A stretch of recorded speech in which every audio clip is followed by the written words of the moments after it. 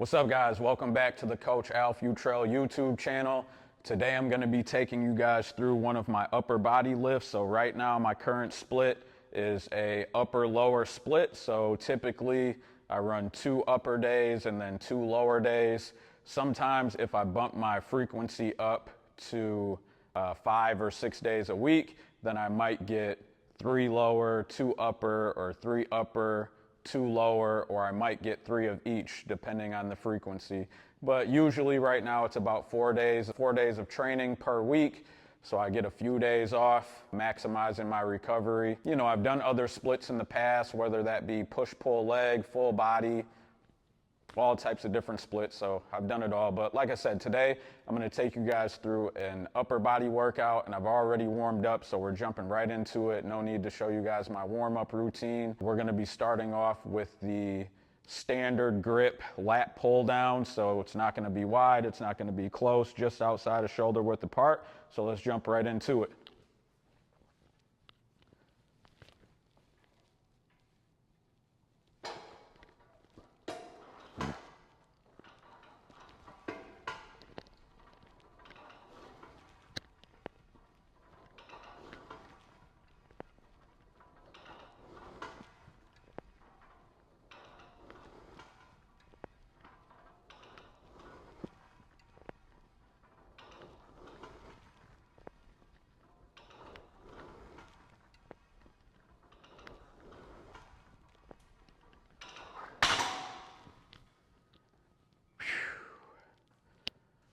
First set in the books, so that was about, I'd say about 2 RIR, so I had about 2 reps left in the tank. So if I would have taken that till failure, I probably would have gotten about 11 reps there. But that's set number 1. Gonna take a couple minutes on the break and then jump into the next set. All right, guys, we're back for the second set. Now, just like my last training video that I put out, I'm not going to show you guys every single set, but I will go through every single movement. Feel free to throw this into your routine. You know, if you struggle creating routines, you're just doing random stuff, this is going to be more structured. I'm going to give you a little more detail as to why I do what I do. Don't forget to like, comment, share, subscribe to the page. And also, if you guys are looking for coaching, reach out to me. The link will be in the description.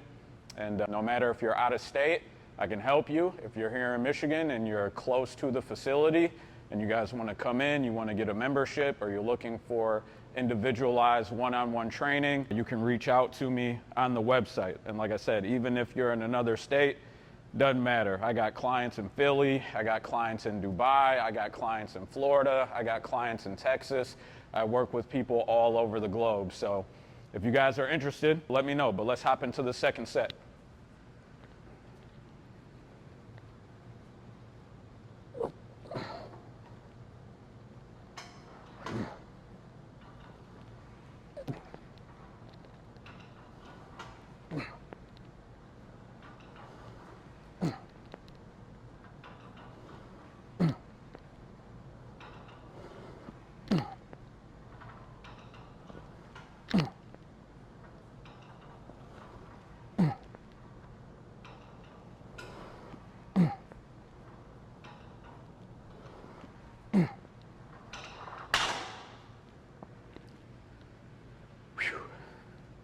So that was 9 again, and that time still probably about 2 left in the tank, maybe 1.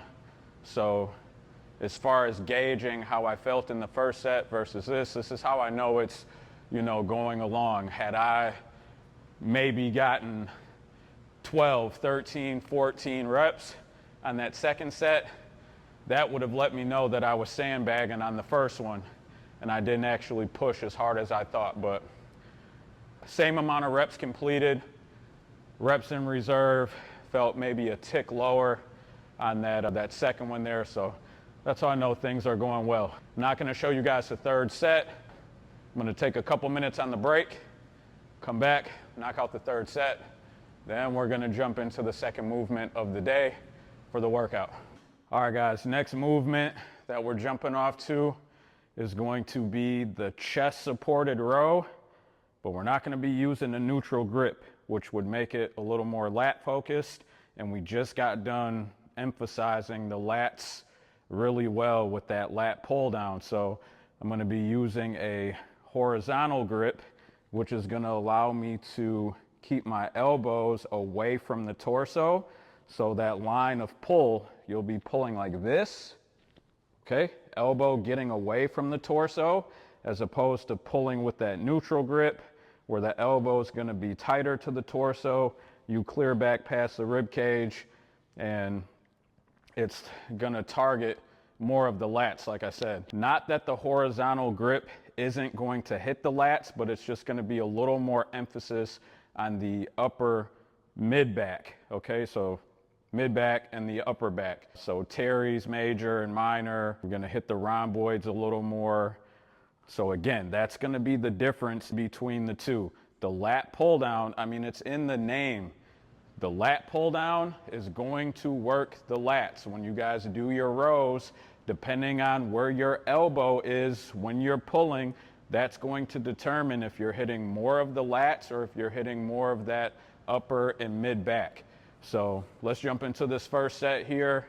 I'll probably film at least one more set of this and give you guys a different angle so you can kind of see what I'm saying as far as that elbow path goes.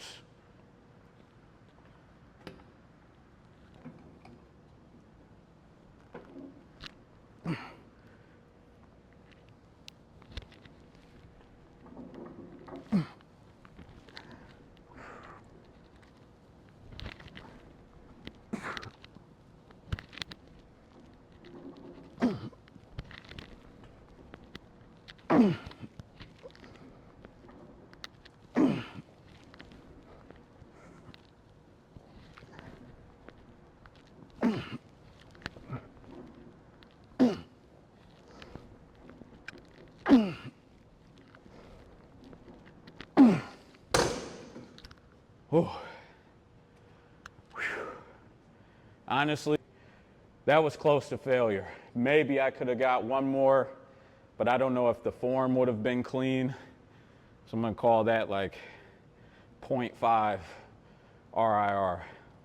I probably would have got a little herky-jerky to finish out that 12th rep. So 11 reps on the first set here, chest supported row. Just quick recap, first movement, lat pull down. Like I said, if you guys want to throw this into your routine, if you're somebody that does upper lower split, because we are going to get into some chest and shoulder movements as well, and some bicep and tricep a little later on. First movement, lat pull down. Second movement, chest supported row, horizontal grip, trying to keep those elbows flared out away from the torso. Set number 2 coming up. All right, guys, about to jump into the second set. Hopefully this view will give you a better idea of what I'm talking about as far as keeping the elbows away from the torso. Matter of fact, let me lower the weight real quick. And I'm not gonna waste too much of my energy on a variation that I'm not doing to show you guys the point that I'm trying to make. Okay, so I'm gonna do a neutral grip using the close handles and then show you guys the difference, okay? So if I hop in and I use these neutral grips here, already from the get-go, my elbows are tight to the torso, and then when I pull back, you see where my elbows are? So my elbows are tight to the torso when I'm pulling here, okay? Now, when I switch to the horizontal grip and I come out here, naturally, already my elbows are a little further away from my torso, and then when I pull, my elbows are flaring away from the torso, and they're not being tucked in tight here. So on that neutral grip, my elbows would be here, pulled in nice and tight. Here with this horizontal grip, and I'm purposely flaring the elbows. Again, that's gonna make it a little more upper and mid-back focus with that pull there. Okay, now I'm gonna take just a few more seconds, put back on my working set weight there, and then we're gonna hop off into it.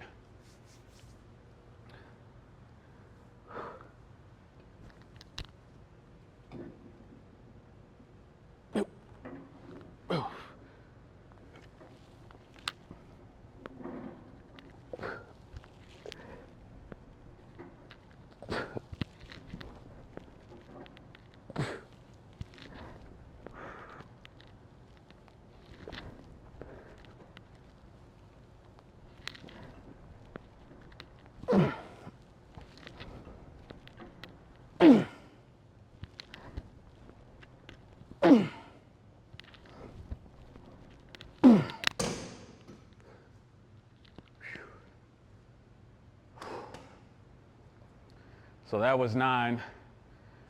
Couple reps short of what I did on that first set. And that's normal.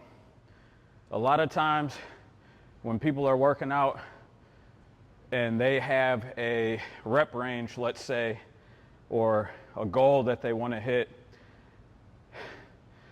usually if you can do the same amount of reps for every set, you're probably not pushing hard enough, right? So let's just say you want to train till failure, and let's just use this movement for example. You hop in, and then your first set till failure, you get 13 reps. Okay, that means you've expended all the energy you could. And then you come back the second set, and then you say, okay, I'm gonna go till failure again. And then you hit 13 again. And then you do a third set, and you say, I wanna go till failure again. And then you do another 13 reps. And then you do a fourth set, and you get 13 reps. Naturally, the fatigue is going to enable you to do less and less reps across each set normally. So if you're someone who's just always hitting the same amount of reps for every single set and you're working near or to failure, you're probably not pushing hard enough. Or you have the reversal where you tell yourself, okay, I'm gonna work until failure, and then your first set, you get 13.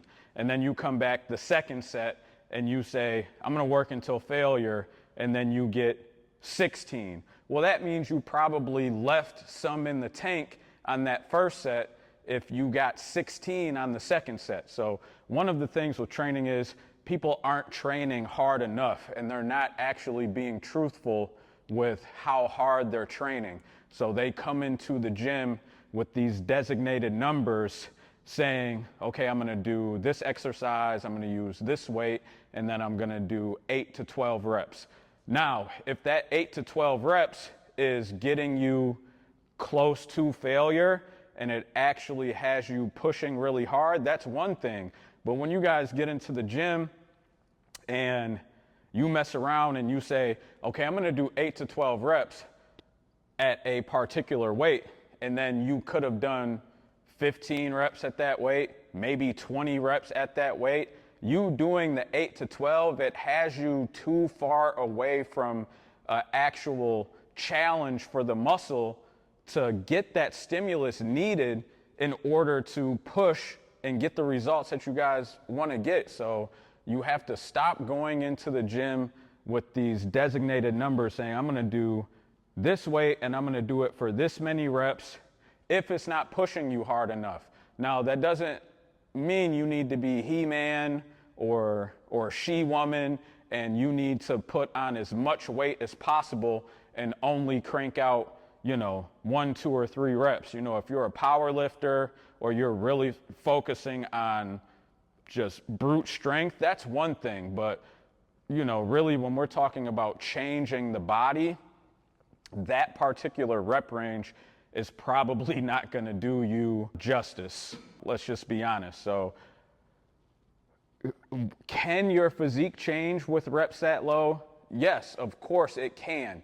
What you're going to run into, you're probably not going to be able to recover from that type of training unless you are, a power lifter, a strength athlete who's already primed for that. You're already conditioned for that. I'm speaking to the general population. Most of you guys are not walking into the gym saying, let me throw on all the weight that I can and then let me do 1 to 3 reps for a couple movements and then get out of the gym. That's probably not applicable to most people. All right, so enough of me rambling. That's a little too long on my rest period there. So we're gonna hop in and knock out this third set real quick.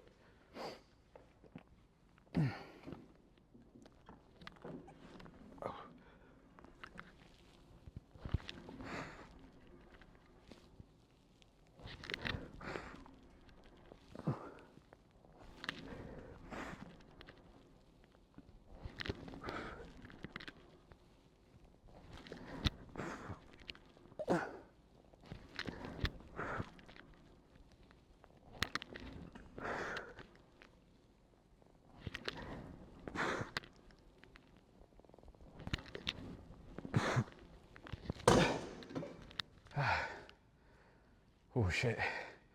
Okay, 9 reps again on that one.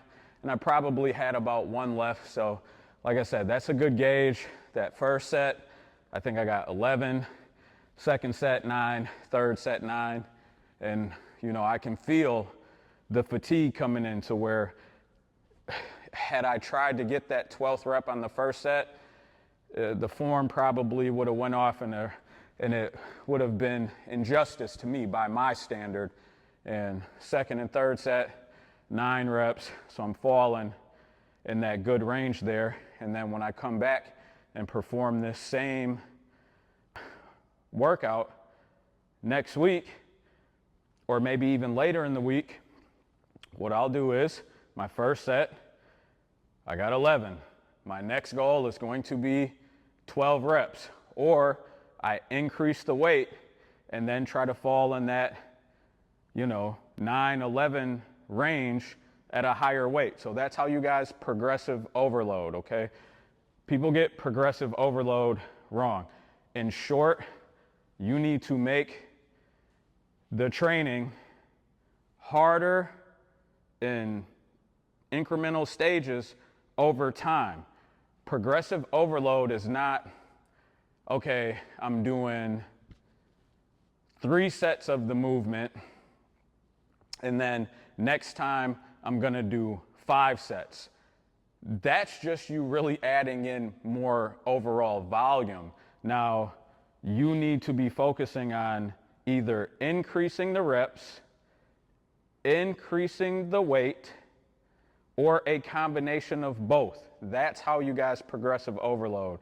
So you hear all these other factors that get thrown in for progressive overload, and they're not actual true factors for progressive overload. Sometimes people are just creating more work when they need to take the same work that they did and then just elevate it just a little bit. You know, maybe another rep or 2, maybe another 5 or 10 pounds, and then you just keep building that over and over. And then when you get to a point where you can't progressively overload anymore, or the movement gets stale, then you can probably take a look at switching the variation of the exercise that you're doing. So that's another thing people get caught up in, is they're switching the variations of their exercises from, you know, session to session. So I'll give you a prime example. A hack squat, a leg press, a barbell back squat, a Zercher squat, a belt squat, a power squat. What's the other one? The pendulum, a goblet squat. Those are all squat variations, meaning that the mechanics of how the lower body musculature is moving is the same, okay? Those are all different exercises, but again, it's the same movement pattern. So people do this crazy thing where maybe in week 1 of their training program, they're like, oh, I'm gonna do the hack squat. Then in week 2, they do the belt squat. Then in week 3, they do a goblet squat. Then in the 4th week of training, they do a Zercher squat. Then in the 5th week of training, they do a leg press. Then in their 6th week of training, they switch over to a barbell front squat. It's like, it's all the same pattern, right? But those are just different variations. Pick a variation, stick to that variation, and then progressively overload that variation over the course of weeks and even months. You don't need to switch it up all the time. And what you're doing is when you do all that random switch up, people think you're shocking the muscle, you're shocking the body. You're not shocking anything. You're just not getting better at something to basically just be mediocre at a new thing.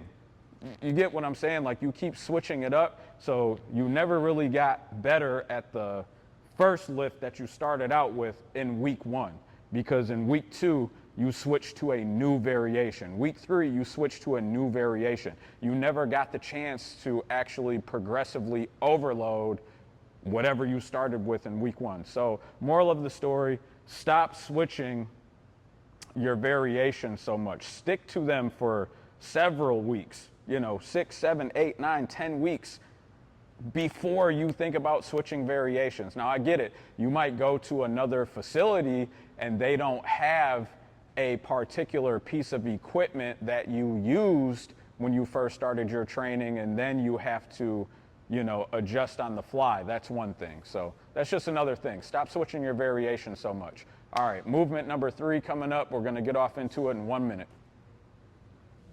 All right, guys, so the next movement that we're jumping off into is going to be the cable chest fly on the incline bench. So I'm done with the back work for today. Now I am going to use some muscles that were incorporated earlier. Obviously, any type of pulling motion you do, you are going to use the biceps to a degree, so I am gonna do some isolated work on the biceps a little later, but right now we're getting ready to start up on the chest. So movement number 3, chest fly on the incline bench.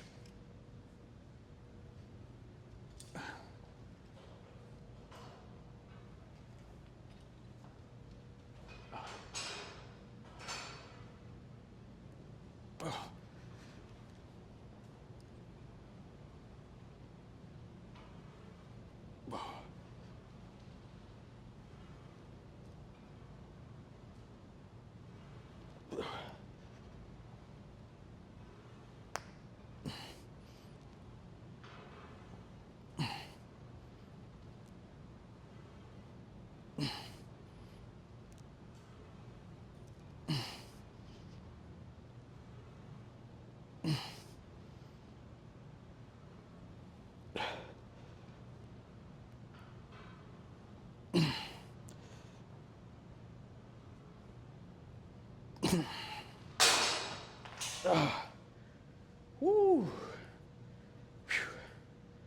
Fuck. 11 there. Again, that was probably close to failure. I probably could have got one more. So first set of 11, cable chest fly. Again, don't forget to like the video, comment, share, with people who, need some direction with their training, more so specifically upper body today. I have another training vlog out. You guys can find that, and that was lower body focused, but today, upper body training. Again, don't forget to like, comment, share with someone who needs it, or take this routine for yourself if you struggle building a program, building a routine, and then use this, maybe make some minor tweaks here and there depending on what your goal is. And then also subscribe to the channel and subscribe to my business page channel, which is at Physical Progression. So we have this page, Coach Al Futrell, that's more personal per se. So I still talk about health and fitness. I throw in some training vlog videos, but the overall direction of the page is I speak to a lot of things that will also influence your overall health and well-being that are outside of the scope of exercise science and nutrition and all things on that side. So, we talk a little more about relationships, finances, business, just day-to-day things that are going on that affect people, and then it trickles down and into their overall well-being if they're not taking care of those things. So that's more of the direction of this particular page, and then the Physical Progression page, more so solely exercise science and nutrition over there. So make sure you guys follow both, okay? Let's jump into the second set.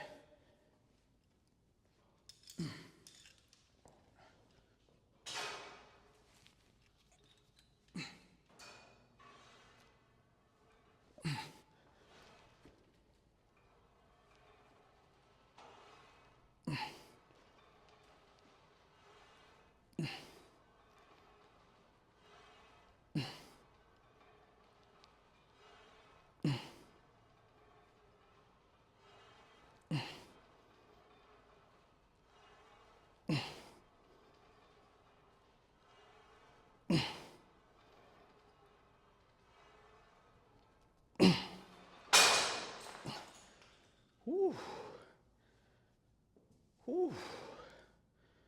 Oh, shit. All right, second set done, 8 reps there. So that's a pretty good drop off from the first set, because I think I got 11 on the first one. So 3 reps fewer on that second set. Now, what that may tell me is, number one, maybe I didn't take enough of a break in between the 2 sets, okay? Or number 2, the muscle is actually fatigued to that point where even though I worked close to failure again, I only got 8 reps, and that's fine. Again, I'm not looking at it like I have to get the same amount of reps on every single set. When you do that, you're probably not training hard enough. It is okay and sometimes normal for you to have a drop off from set to set. This is what I talked about earlier. Now, had I had the drop off where I went from 11 on the first set to only 3 or 4 on the second set, then that would have been a major cause for concern as far as I see it. That would have been too big of a drop off where obviously something went wrong. So, but 11 to 8 is kind of well within that range. And then this next one here, I can probably expect, if I'm, shooting for close to failure, maybe 1 rep in reserve. The way it's trending, I'm probably going to get somewhere between, 6 and 9. So probably going to wind up with as few as 6, maybe, with a longer break. Maybe I come back and I get 9 on the third set as opposed to 8 on the second. That doesn't mean that I sandbagged on the second. Again, maybe I just didn't take an adequate amount of rest in between, and the muscle was so fatigued from the first set that I couldn't get the greatest output had I taken maybe another 30 seconds to a minute for the rest period. So, yeah, not gonna bother showing you guys the next set. After that, we're gonna jump into the 4th movement, and then we're gonna get ready to finish this day up with some arms after that 4th movement. Keep watching, guys. All right, guys, next up, we're gonna be doing the cable lateral raise, and I'm gonna be doing it with the pulley set at the hip height. So not down low, not using dumbbells. There's nothing wrong with those variations. Again, this is just going to change the resistance profile of the movement. So where the movement is its hardest versus its easiest is going to differ than if I were using dumbbells or if I had the pulley down low, okay? So this just gives you a different type of tension on the muscle because the resistance profile is different. Now I preferably like to use a wrist cuff with the carabiner attached. You're gonna see a lot of influencers who are doing it with just the D handle. Nothing wrong with that. Some will even take the D handle and then stick their hand through the D handle to do the movement. There's nothing wrong with that either. So I know people thought I was getting ready to take a shot at influencers saying, they don't know what they're talking about.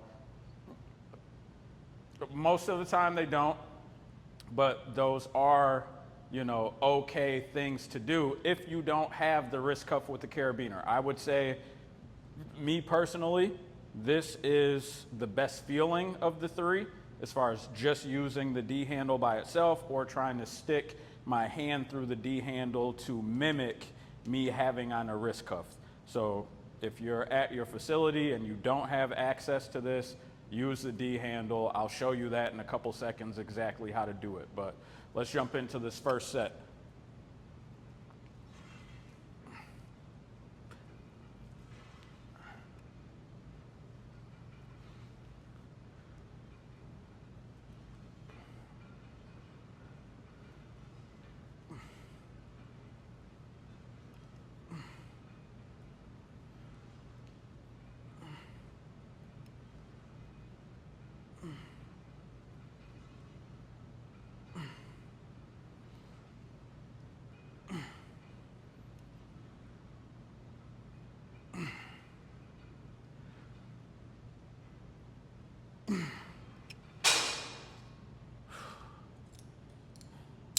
Now that was for sure until failure.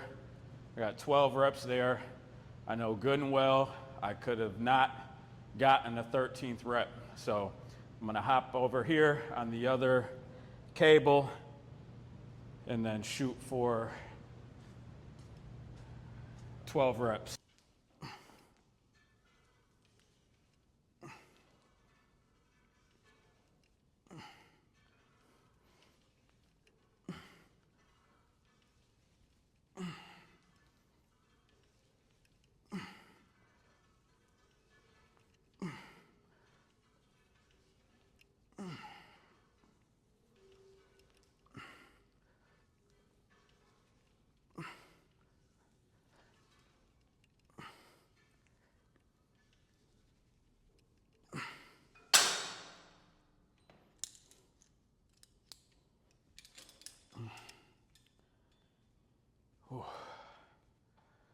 So that's the first set in the books.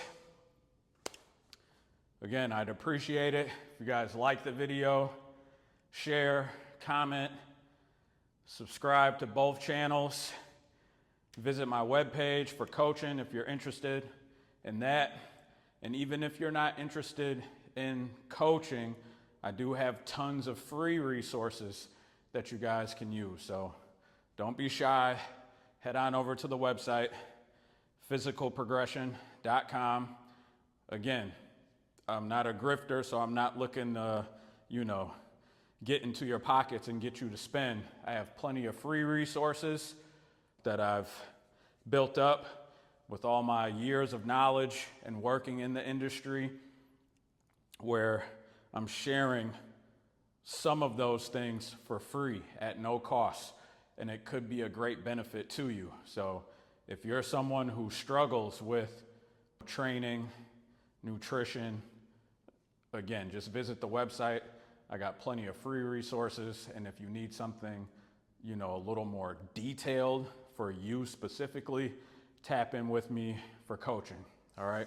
Now we're getting ready to jump into the second set, and when it comes to unilateral training, you're gonna hear a lot of different things. You're gonna hear unilateral, meaning you're training one side at a time, okay? So you're gonna hear things like, well, you should start with your weaker side first. You should start with your stronger side first. Listen, do whatever you feel comfortable doing. Now, here's the thing. If you start with your weaker side first, let's say for me on this movement, it's probably my left arm. So let's say I started with my left arm, and then since it's my weaker side, let's say I got 10 reps, okay? And let's say in those 10 reps, I was trying to work close to failure, maybe 1 rep in reserve. Now, if I were to hop on my strong side and then say, well, I just want to match what I did on my weaker side, and let's say my strong side had the capability to do 13 or 14 reps, but I stopped at 10, that means I would have been leaving 3 or 4 reps in reserve on my stronger side, okay? Again, do what you feel is best, but theoretically, it's going to make more sense for you to start with your stronger side, okay? Why? Because if you start with your stronger side and then you work near or to failure, and again, I'm just using that for an example. I got 12 on each side, so like I'm pretty well balanced with the strength. My left is maybe a tad weaker on certain lifts. But again, if you started with the stronger side and you get 10, 12 reps on your stronger side, then you can just come to the weaker side and then just take that all the way to failure, no matter how many reps that you get. Now, if you get substantially more than what you thought was your stronger side, then that would let you know by default that your stronger side is indeed your weaker side. But start with the stronger side, take that close to failure, and then when you get to the weaker side, you can either go all the way until failure, or you can go until maybe you match that number on the stronger side. That would be a better way to play it, as opposed to starting with the weaker side and then getting X amount of reps and then going to the stronger side and then just matching it. You might be leaving too much in the tank on your stronger side. All right, so I'm gonna hop into the second set here. We're almost done with the workout. I know this is a long training vlog video. Hopefully you stuck around. Hopefully you're getting some good insight, some good details, some things to pay attention to with your own training. So second set coming up. I'm not gonna film that one. I probably won't film the third, and then we'll jump right into the arms. And I'll see you guys in a minute. So I did say I was gonna show you guys what to do if you don't have the wrist cuff with the carabiner. Okay, now you could just use the D handle. Good, slap that onto the carabiner that's attached to your cable. Okay, then you would have to trying to get enough space here. That's the other thing I don't really like about using just the D handle. You're gonna find it harder to get away from the cable tower, to where when you get that stretch on the delt coming across here, that the weight stack doesn't touch. It's easier for you to complete that with the wrist cuff with the carabiner, as opposed to using the D handle because of that extra space there. But you would just keep it here.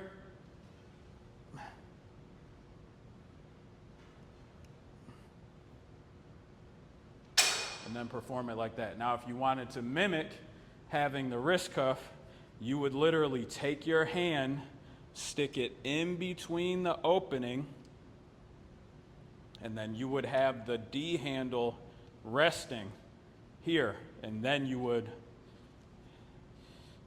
that D handle's kind of big compared to maybe some of the other ones, but you get the idea. Stick that hand in between the opening, and then you would perform the raise from there.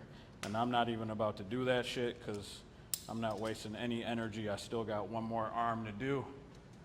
So last set on this side, and since the camera's already rolling, fuck it, hop in and let's finish.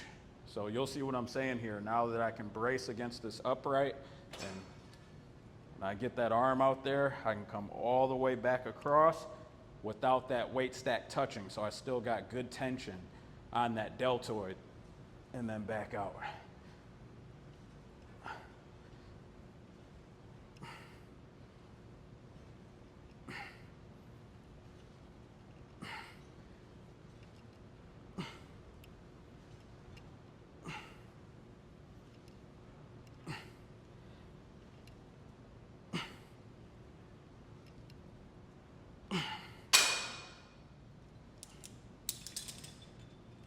All right, guys, so that's it. 4 movements deep, right?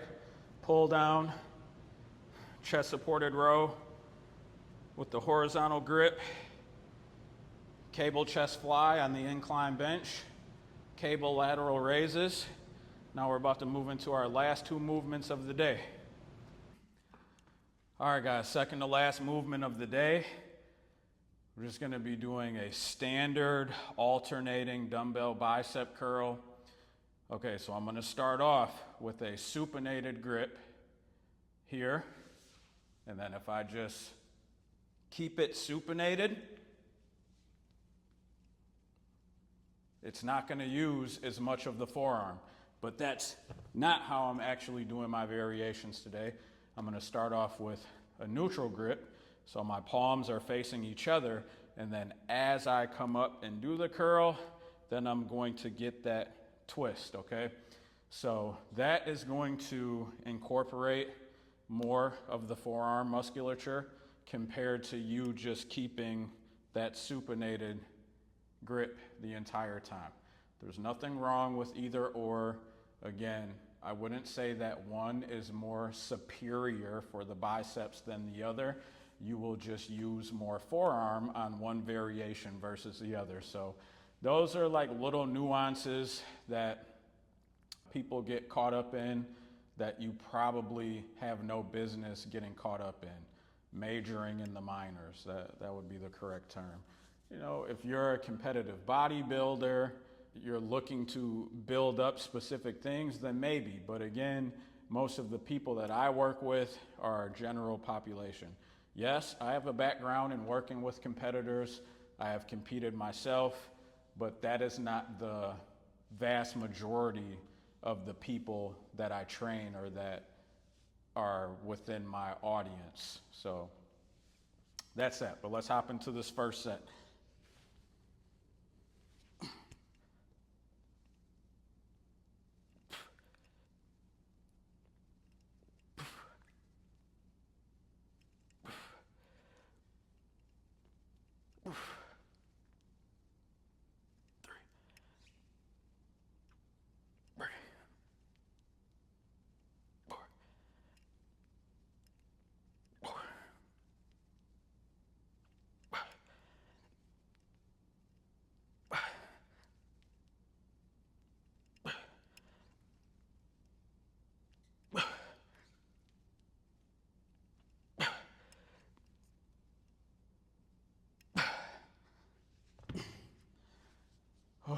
Unless I counted wrong, I think that was 6 on each arm. The other good thing about recording your lifts is that I'll go back and watch them and, you know, jot that down inside of my log as far as how many reps I actually completed. So that's another good practice. You guys should have some type of log, or if you work with a coach, hopefully you have some type of app or a sheet where you're actually entering in the exact amount of reps and weight that you're doing. That way you can actually progress week to week. I know some people who still do it old school. I mean, they got the actual notebook and they are in the gym, pen, pencil, boom, exercise, how many reps, they're writing notes. You know, there's nothing wrong with that. That's actually a very good way of tracking. You have way less margin for error, you know, with apps or with you mentally thinking that you did X amount of reps. So, and then filming, that's another great thing because you can actually see, you know, mishaps or things that you need to clean up within a set for a particular movement when you guys film your lifts. So I'm not saying that, again, everybody is at that level where they need to film or they need to walk around with the logbook, but you should have some form of tracking your progress so you know if you're actually getting better at the lifts that you're doing week to week, as opposed to just coming in the gym, some designated rep number. Oh, I'm gonna do 8 reps today. Okay. Why are you doing 8 reps? Is that getting you close to the goal that you want? Or are you doing 8 reps because you saw someone who was in really good shape tell you that 8 to 10 reps is what you should be doing? And then you go in there and you do 8 to 12 or 8 to 10, and it wasn't a real challenge for you. You just kind of went into the gym, you know, going through the motions, you did some reps, did a few exercises, and then you got out of there. Congratulations on making it to the gym. That's step number 1. The majority of the people out there, they don't even do that. So I do have to commend those who get to the gym. Now, once you get in the gym, have some structure behind what you're doing. Stop going in there winging it, just doing whatever or doing whatever you saw the next person doing.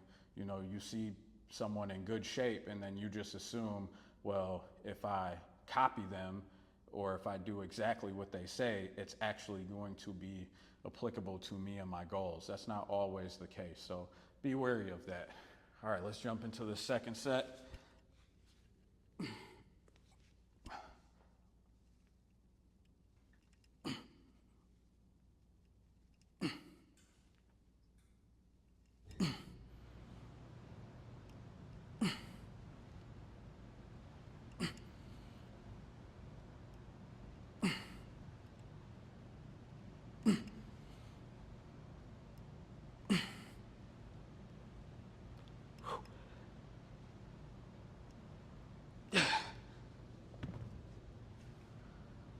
Whew. Oh, shit. All right, I got one more of the biceps coming up, and then we're gonna hop into the final movement for the day, which will be a tricep press down variation. Again, sorry to beat a dead horse. Like, comment, share, subscribe to both of my channels. Hopefully you guys are getting some valuable information. Hop off in the comments, let me know. Are you guys getting something out of this video? Would you like me to do more of these type of videos? Giving you some more insights into training. Again, not that I don't have a whole page that does that, but I can definitely, navigate to more of the core audience and give you guys some more things that you want to see on a consistent basis. Not that it's going to take away from me doing my other stuff. I'm still going to do that, but I'd like to hear back from those who are actually tuning in. I appreciate you. The follower count on both pages is slowly trickling up as I put out more content. So I appreciate you guys. Thanks for rocking with me. Thanks for tuning in. Hit that like button. Pump this through in the algorithm. Let's get this in front of more people's eyes. Shore up the confusion around training. Let's get them some more insight into other things that they're going through in life that could be affecting their health and their overall well-being. Again, that's the main purpose of this page. So I'm excited about where things are heading, where they're going, getting my face out there more in front of other people to help them. I don't get too deep off into my own personal stuff. I don't use social media for that, but I can definitely help people who are, going through tough things inside of the training world, the nutrition world, and outside. All right, last set for the bicep curls. Sorry you guys had to see all 3 sets. Let's do it.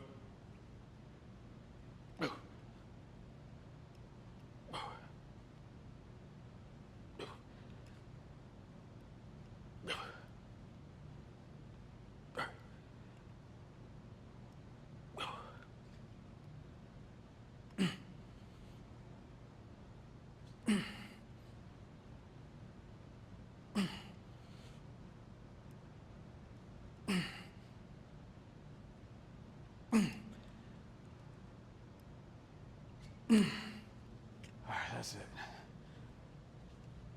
All right, guys. So for the last movement of the day, again, I already told you we're going to be doing a tricep press down variation. Most will know this as the Poliquin tricep press down. You're going to need an incline bench, and then you're just going to be doing the tricep press down on the incline bench. Now, as opposed to you doing just a standing traditional tricep press down, once you get so heavy or move up in weight, you'll start to notice, and this is nothing wrong with this, you'll start to notice all that core stability that you have to use just to control that heavy ass weight from standing. Not that you don't want to work your core muscles, but they might start kicking in so much, you start getting the ab cramps while you're trying to do a tricep press down. This is going to help with the stability and help you be able to get more out of the press down without requiring so much core stability, as opposed to you doing just that standing tricep press down with a straight bar, with a rope, whatever it may be. You may even see people who more recently, they'll do a tricep press down, but then they'll put on the weight belt. So they'll put this on and tie weights down to keep themselves more grounded.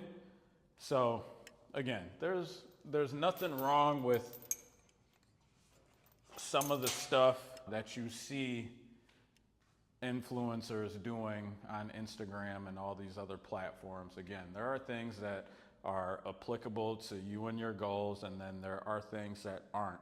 There's a lot of regurgitated information where people just see someone else do something and then they take it and run with it, or, you know, they take it and say all these things, these wild claims that this is gonna do this. And okay, yeah, like I said, some things will be applicable to you and your goals, some things won't.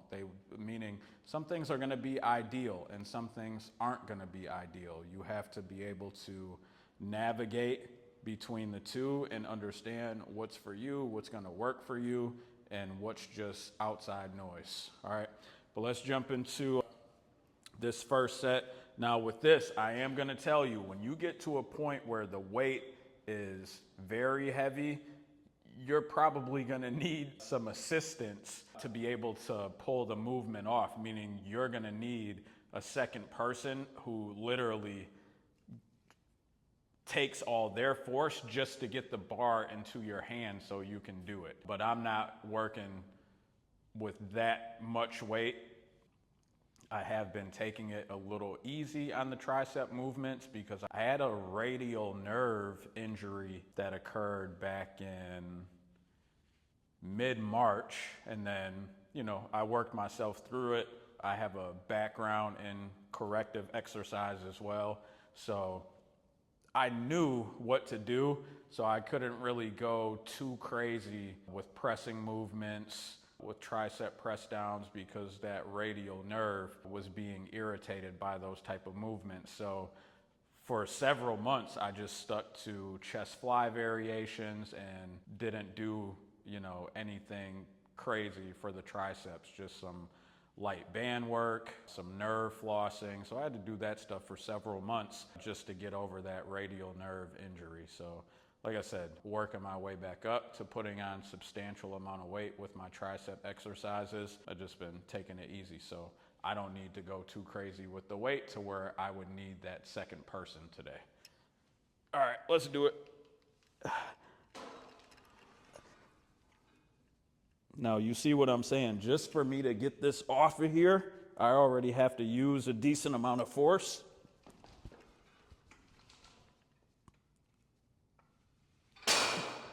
See, now that would be a blooper. So, I'm about to lower that down even more. And part of that is this bench from Elite. They got this big ass backing on the end. Not that I don't like Elite FTS, they have great equipment, but some benches aren't gonna have so much on the footing to where you're not able to get this bench closer to the actual cable tower. So, but we'll make it work.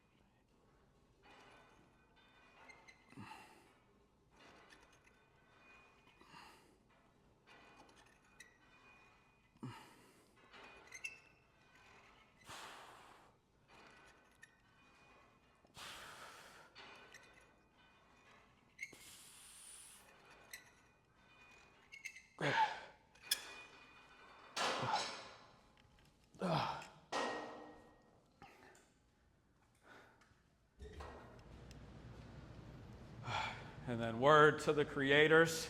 So I know people who would have did what I did when the weight was a little too heavy for me to move it and get it around there. You know, you guys are too worried about your content being absolutely perfect and all the edits, they gotta be, you know, the greatest thing that you ever seen. I'm gonna tell you this. So my thing is, I don't look at myself as a content creator. I am a business owner, I'm a trainer, a nutrition coach, an entrepreneur who just so happens to make content, right?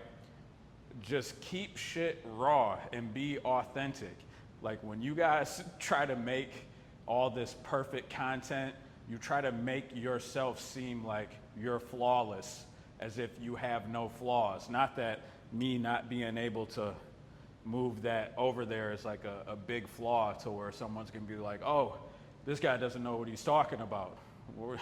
That's just gravity working against me. But not to go too far off on this tangent, people are trying to get into this game of content creation, and they're too worried about, you know, is the content perfect before I put it out, to where they're really just stalling. They don't even get to put anything out because they're taking so much time trying to make sure that the content is perfect. Meanwhile, you got fucking teenagers lapping you, putting out shit. You know, they're reviewing toys, Labubu's, all types of shit. And here you are over here worried about, oh, did I make, you know, the perfect edit? Did I make the perfect content? Truthfully speaking, nobody's even worried about you. Just make your shit and then put it out raw, authentic. Stop trying to make sure it's a Hollywood production. Like, I'm not saying don't put time and effort into the craft. What I'm saying is don't overthink it and think everything just has to be grand, perfect all the time. The audience is gonna connect with you more when they realize that, you know, you're being your true, authentic self and just keeping shit raw, not trying to have the fanciest, you know, edits, and, you know, you're worried about having the best microphone and the best camera, and I can't put this out unless, you know, unless this thing goes right and all that shit. Man, just put the content out. You'll be all right. All right, let's do it again.